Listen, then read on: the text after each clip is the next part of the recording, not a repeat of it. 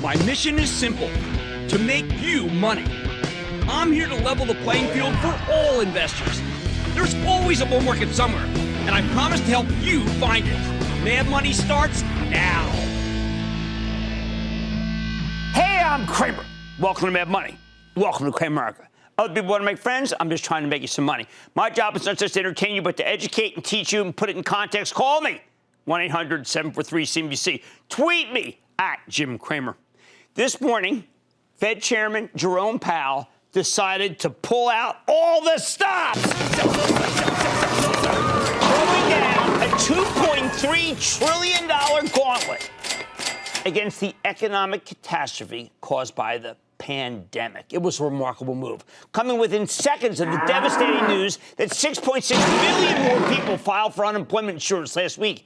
And that's why, because of his moves, that the averages were actually able to rally, including a lot of the down-and-out stocks. Dow ultimately gaining 286 points, S&P climbing 1.45%, NASDAQ advancing 0.77%.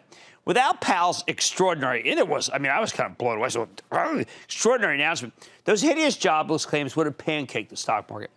We've gone from the strongest labor market in a half century to one of the weakest in no time flat.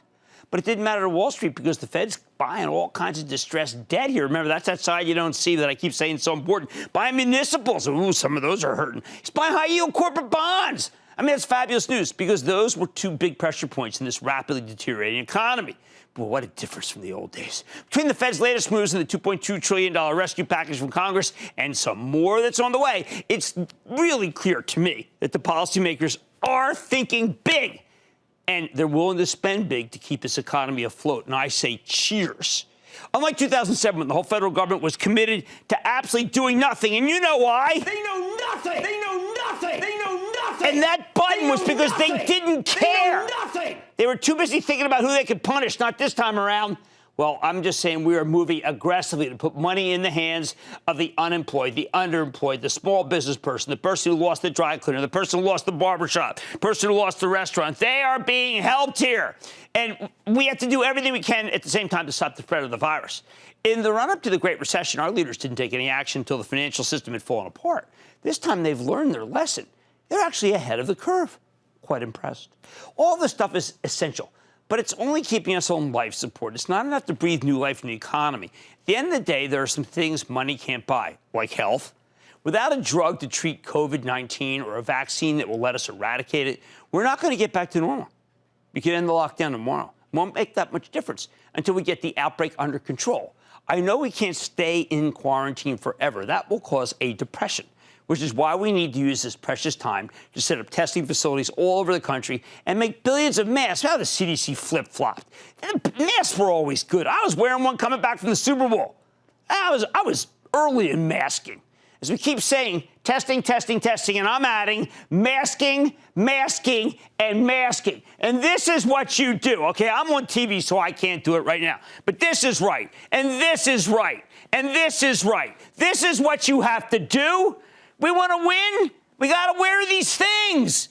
I got pimples all over my face. I don't even care. Not since I was 13 do I have as many pimples as I have now.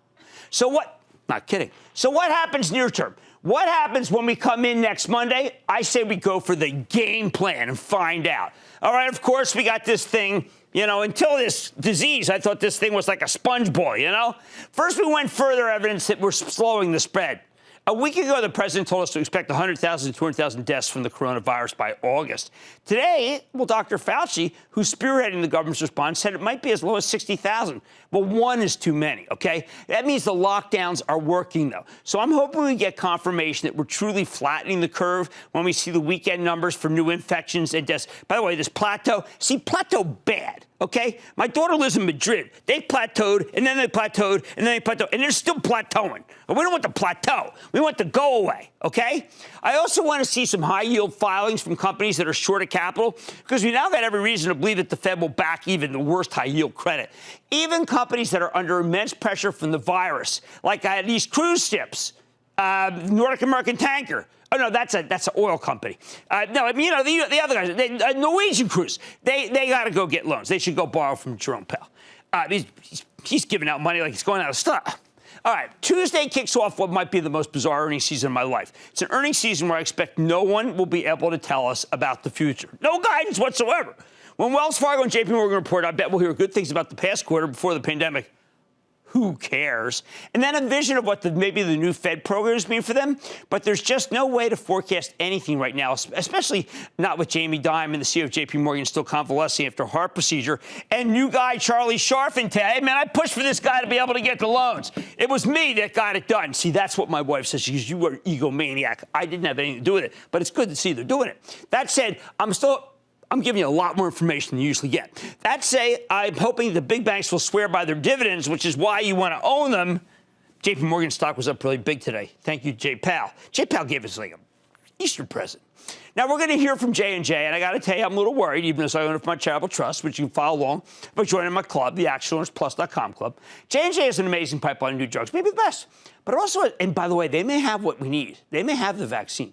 But they also have a big medical device division that could disappoint because COVID has upended the whole surgery market, and a new J&J knee might be a postponable procedure. Will it matter? Not if everyone expects it, but I don't think they do.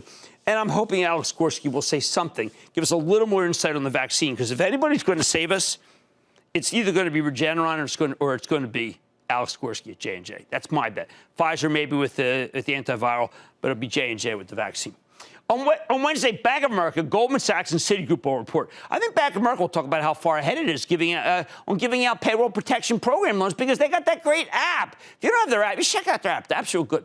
Now, I hope Goldman shows us something about their joint credit card with Apple. Please, please, please. And then Citi's ridiculously cheap, but it can't buy back stock anymore. So I wonder if management can justify the gigantic spread between the tangible book value and the actual stock price. At the moment, Citi's trading at a $23 tangible discount to book. I haven't seen that since Glenfed and CalFed in the 80s. It's a shocking anomaly, especially now that the bank can afford it can offload some of those questionable high-yield bonds to the Fed if it has to. Now, we get results from United Health, UNH, okay? And this is the most important managed care company, or they call it, a healthcare insurance company. It's a great company. Wall Street didn't care about it when there was some chance that Bernie Sanders was going to become the Democratic nominee, going to war with private insurance. Now that's off the table, and I think it makes a big difference. Pandemic's going to be tough for managed care earnings, but I think UNH has a lot of levers, including Optum. I like the stock. Thursday, we hear from Abbott Labs. I keep telling you we need a lot more coronavirus testing before we can reopen the economy. And that's why we need to rely on Abbott, because it's got that 5-minute test. Hey, a buddy of mine had the 5-minute test yesterday. Said no pain, and then bingo.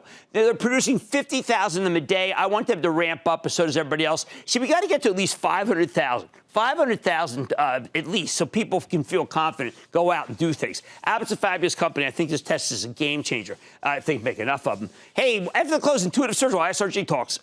Long-term is a favorite company. They love the robotics. That's Da Vinci. Right now, surgery's being postponed all over the country. Not so good for Intuitive. Friday, listen to this. It's Schlumberger, okay? The oil service kingpin. Unfortunately, the oil market's a total disaster right now. Price of crude got hammered again today. I don't think the OPEC plus 10 million barrels taken off the market cut in May 1 will mean a thing.